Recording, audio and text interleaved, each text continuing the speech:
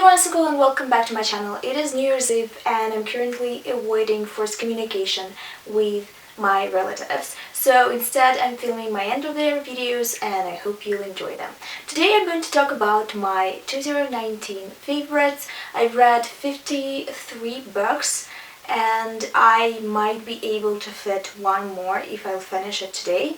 And I have quite a few favorites. I've given books 4 and 5 stars, but I'm not going to talk about all of them in this video because I only want to focus on those I know I'm going to talk about in the future. Those that are going to make some kind of an imprint. The first thing that I want to talk about is a genre. I rediscovered my love for romance fiction. I think this whole process started in the middle of 2018. You can see that by the end of 2018, I've had a lot of romances on my Goodreads Red shelf. I found books that I actually liked in the genre. Sebastian is the author that I want to highlight because she made my 2019. I've read most of her books, most of her romances and her FF romance. I love her writing style, I love what she stands for. I love historical romance fiction in general, and I love seeing more queer people in historical romances because it is basically the blend of two things that I really love: queer people in romance and historical fiction. Even though I loved or liked most of her work, the two books that stood out to me were The Scoundrel, which is a very safe pick. A lot of people love this book. It is a story about Oliver and Jack. Jack is a sort of a private investigator, vigilante type of person. Gentry comes to him when they need help with stuff that they cannot affect in any other way. So this work is not entirely legal and sometimes it involves physical force and blackmailing. And the second character is Oliver. He's from Gentry and he was deployed from the army after an injury to his leg. He is very restless, doesn't know where to put his energy, and he starts getting into his sister's business and realizes that she asked for Jack Turner's services for some reason and he wants to know why. So he confronts Jack and a lot of interesting things come out of it. The second book for me that holds an equal place is A Gentleman Never Keeps Score. It is a story about Hartley Sedgwick, whose illicit affair with his godfather becomes known in the society after the godfather dies and leaves him all his property. Even though Hartley has the means to live a comfortable life till the end of his days, his reputation is ruined and he barely speaks with anyone in society. And he cannot find peace because the relationship with this man was built on manipulation and blackmailing and money, essentially. One day a man comes to his house and asks for his help. His name is Sam. He's the owner of the pub named The Bell, which is a place where the free black community congregates. Sam asks Hartley if he can sell him or give him a picture of a nude woman from his godfather's collection. This woman is Sam's friend and she wants to destroy this picture so it won't affect her future. The problem is Hartley did not inherit the collection and he doesn't know where the pictures are. So they embark on a quest to find those pictures. The story has a lot of content warnings such as sexual abuse and manipulation of younger people by older people. I loved it very much though. I loved the relationship between the characters and it gave me such joy when I finished it. The two books from hers that I want to give a special mention are The Ruin of the Rake, which is a cliche bad guy, good guy romance, and I enjoyed that trope very much. And the second book that I want to give a shout out is 𝕊𝕆𝕆𝕂𝕊, Mischief, which is her first FF romance. It's a novella, it's very short, but it's one of the best novellas that I've ever read, so I highly recommend it. Moving on to other books that made my 2019. I think I have not talked about it enough on this channel, but I was as obsessed as other people were on BookTube with this series. It is the Cruel Prince series by Holly Black. I love it very much. I think it's a very vibrant, very interesting series. It is very distinctive. It has fantastic, morally great characters. I'm not particularly into the romance, but I warmed up to it. It's a bully romance, and I can only stomach it in only certain types of stories. I do love all the complicated relationships between other characters though, and I know that I've heard about these books from a lot of people, so I'm not going to stop on it for a long time. I will just say that if you enjoy Slytherin books, it's the most Slytherin series that I've ever read, so I highly recommend it. I'm not a big fan of the third book. I think it was more of an outline than an actual book, but some people really liked it. I'm going to talk about it in my most disappointing reads of 2019. Overall, the series made an impact. I think that this book started a trend and we'll see these types of plots in the future.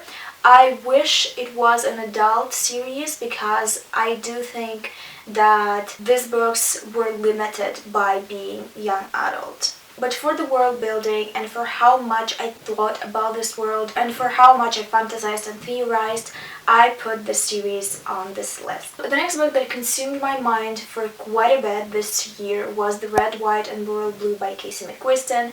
It is an absolute delight of a book.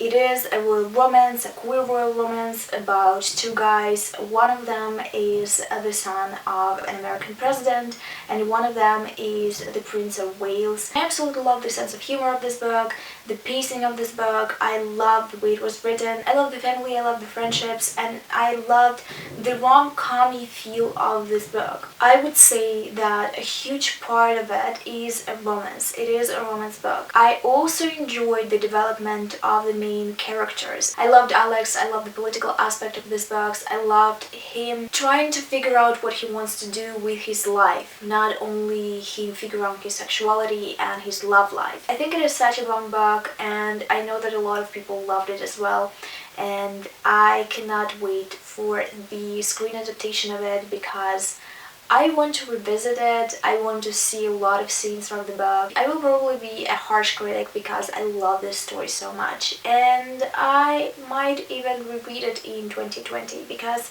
why not? It gives me so much pure joy. The next book, and I want to say even older, was such a discovery for me.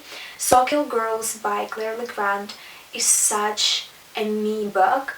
It is dark, it is twisted, it is about rituals and creepy forests. It is a story with a complex queer romance that is a little bit darker, a little bit more intense. I love this so much. You're going to hear me screaming about this book for years. I love the type of story that is set on a secluded area and that follows characters who are not good beings, if you know what I mean. I love characters that are scheming. I love characters that have a lot on their mind, and I like complex attraction because it brings out a lot of interesting feelings. It is a story about a girl whose father passes away and whose mother moves her and her sister to a secluded island called Sawkill.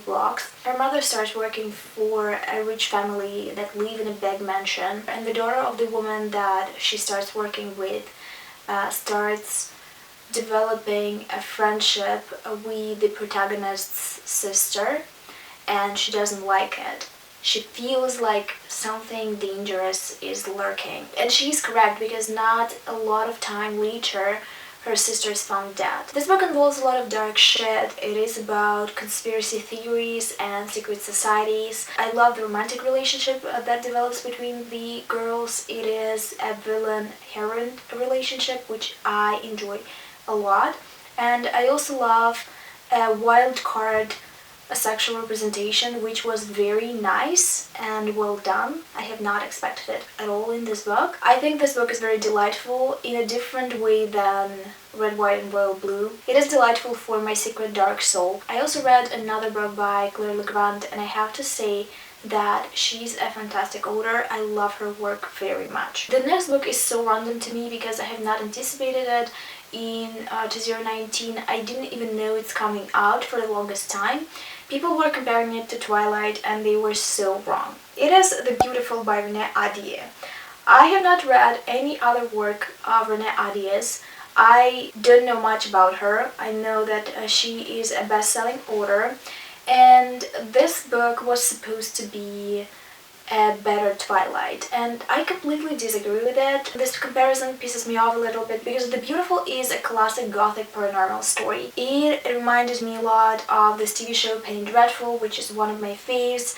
It is very gritty, I love the characters, and I also have to say that I appreciated the romance so much in this book. It's a young adult book about vampires and werewolves that is set in a historical New Orleans, and it stars a beautiful, diverse cast of characters. It literally checked all my boxes, and I wouldn't have picked it up if people continued to insist that it's a better Twilight.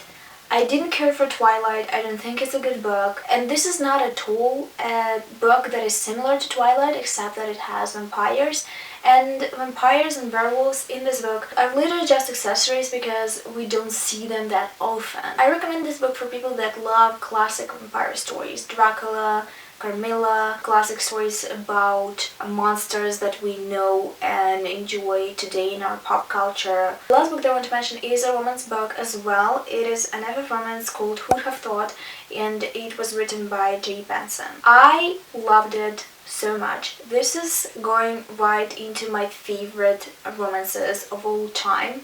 It is a story about Sam and Hayden. Hayden really needs the money. She has a lot of debt and she is a nurse. She scrolls through Reddit one day and she finds a listing from a person that offers a lot of money in exchange for a 1-year marriage. She meets up with this person and it turns out to be Sam, who is a neurosurgeon in her clinic and with whom she doesn't have a fantastic relationship. Sam doesn't want to reveal why she needs to marry this fast, and Hayden doesn't want to reveal why she needs the money. So they're strapped for a rocky ride while they're trying to find common ground and not annoy each other too much in this fake relationship. This book is genuinely very funny and swoon-worthy. The characters have fantastic chemistry. It's a very, very slow burn book. I loved it so much. I talked about it in my recent reading blog. I'm going to link it. You can see more info about this book in it. I highly recommend it, especially if you're looking for a good FF romance. It also features a pansexual protagonist, and she also has a friend who's non-binary. I have not expected so many good things from this book, and I loved it very, very much. These are all the books that made my 2019 that I'm going to think about in the future, that I'm going to mention a lot on my channel. I liked other books this year as well. I gave them 4 and 5 stars. You can see all of them in my reading challenge on Goodreads. In the comments down below, tell me which books you enjoyed this year. Thank you for watching this video. I hope you enjoyed it. I'm going to post my most disappointing reads on this channel very soon, but until then, bye.